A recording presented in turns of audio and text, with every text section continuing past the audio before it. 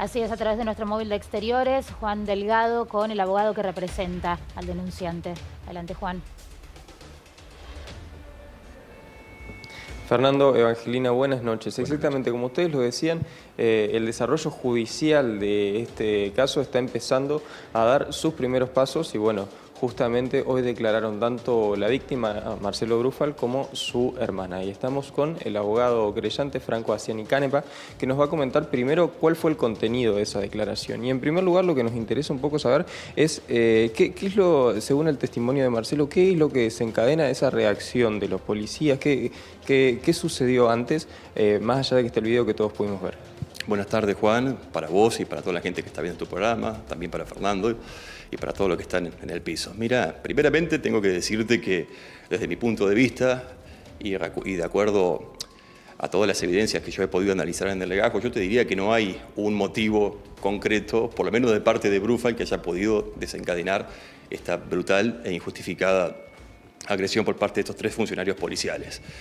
Y te digo esto porque efectivamente fue uno de los puntos que se le consultaron en sus declaraciones, tanto a Brufal como a su hermana, que también prestó declaración y que también fue entrevistada. Y lo cierto y concreto es que no encontramos ningún motivo certero o concreto que, como dije, pudiera justificar esto. De hecho, y celebro tu pregunta, la fiscal fue muy contundente a la hora de preguntarle si tenía algún vínculo previo con alguno de estos funcionarios, si los conocía.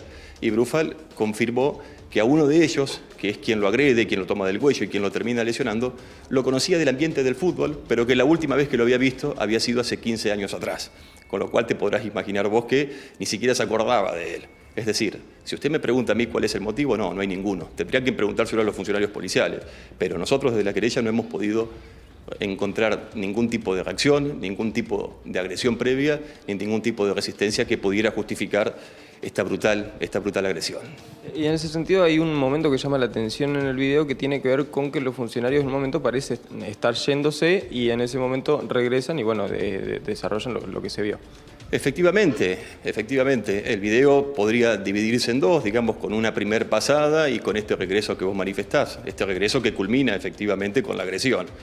En ese regreso todos podrán apreciarse sin ningún tipo de dudas que el señor Brufal termina saliendo en un estado de total indefensión, absolutamente desarmado y totalmente desentendido de la situación. Es decir, sale dando prácticamente la espalda a estos funcionarios y sale con un grupo de ramas que eran las ramas que él estaba sacando porque estaba podándole un árbol a su hermana en el patio. Es decir, vuelvo sobre lo mismo, no ha habido ningún tipo de agresión previa, no ha habido ningún tipo de amenaza y no ha habido absolutamente ninguna situación que ameritase esto que estoy manifestando. Insisto, el señor Brufal salió en un estado de total indefensión y fue atacado salvajemente y por la espalda por estos 3 funcionarios.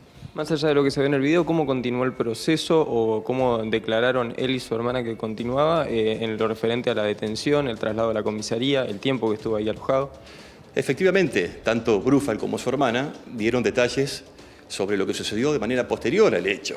Brufal comentó y explicó muy detalladamente que fue subido a la camioneta del móvil policial, ya con la rodilla absolutamente lesionada, que por favor le pedía a los funcionarios que lo dejaran tranquilo, que le aflojaran un poco las esposas por la lesión que tenía, y estos funcionarios, lejos de apiadarse de él, sino que por el contrario lo siguieron hostigando, le siguieron apretando la rodilla y le echaron gas pimienta. Allí fue llevado a un destacamento policial, sin ningún tipo de información, y fue recién hasta que se hicieron presentes los familiares de Brufal y les avisaron y les advirtieron que habían quedado registrados a través de la cámara de seguridad, que ellos empezaron a dar un poco de información a los familiares. Información que fue absolutamente falsa y que fue absolutamente contradictoria, ya que le manifestaron que había sido detenido para practicársele una correcta averiguación de antecedentes. Lo cierto y concreto es que ustedes pueden ver que no fue lo que sucedió, sino que fue una brutal detención, una detención ilegal, absolutamente ilegítima, y que tuvo otra finalidad que no la conocemos. Habría que preguntársela a los funcionarios. Bueno, este proceso posterior desencadena también nuevas imputaciones hacia los funcionarios o tal vez nuevas personas involucradas. Esto yo se lo puedo contestar desde mi punto de vista. Yo creo, y así lo he dicho y así lo he manifestado, y así surge también de las declaraciones del propio Marcelo Brufal, que hubo personas que debieron haber dado un tipo de respuesta, que debieron haber auxiliado, por lo menos o cuando menos, a Brufal. Pero bueno, nada de eso ha sucedido y nada de eso ha sucedido hasta el día de hoy. Yo creo que sí, que hay personas que debieron haber realizado actos concretos conforme a sus funciones que no lo hicieron, pero eso será materia de investigación y de análisis y lo podremos determinar en los próximos días. Y eventualmente se podrá accionar judicialmente contra ellos también. Eventualmente sí, efectivamente, tendrán que deslindarse las responsabilidades correspondientes y quienes tengan que dar respuesta tendrán que darlas. Aparte de Marcelo y su hermana, ¿hay nuevos testigos que se planea llamar a declarar? Sí, efectivamente, nosotros tenemos un testigo que es fundamental, que es el hermano del señor Bruffault, que es quien en definitiva termina resguardando este video que todos pudieron conocer. Este hermano de Bruffault se hará presente en la Fiscalía en los días venideros y también explicará todo el proceso que él vivió de manera posterior en este destacamento, ya que fue uno de los familiares directos que se dirigió a pedir información sobre la detención de Bruffault y quien fue también en definitiva quien les exhibió el video a estos funcionarios policiales. ¿Y vecinos? También estamos evaluando la posibilidad de uno o dos vecinos que pudieron haber visto toda la secuencia, vecinos que son linderos, lógicamente, a esta casa. Pero creemos que con el testimonio de Bruffault, de su hermana y de este hermano que vamos a proponer va a ser más que suficiente, por lo menos para dejar acreditada toda la secuencia que ustedes pudieron ver también en el video.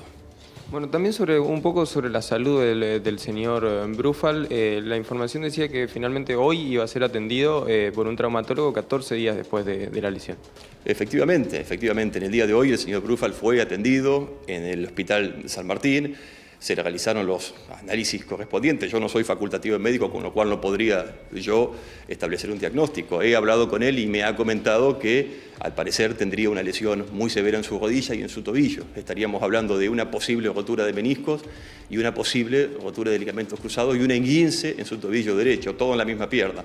Pero insisto, sería muy vanidoso y desatinado de mi parte hablar de diagnóstico médico porque no estoy autorizado. Esto que estoy contándole es lo que el propio Bruffault también le comentó a la fiscal cuando se le preguntó sobre este tema y que me lo ha comentado el día de hoy después de haberse hecho atender. Y desde el punto de vista legal, ¿la gravedad de la lesión tiene que ver también con la gravedad del hecho imputado? Efectivamente, yo entiendo que las consecuencias o la gravedad física que haya padecido el señor Bruffault tendrá que ser un elemento que tendrá que ser sopesado judicialmente a los fines de establecer la calificación o la responsabilidad en sí que le pueda caber a estos funcionarios. Pero insisto, para eso habrá tiempo y eso será materia de discusión y será materia de análisis jurídico, que eso tendremos que hacer las partes de intervinientes en este legajo.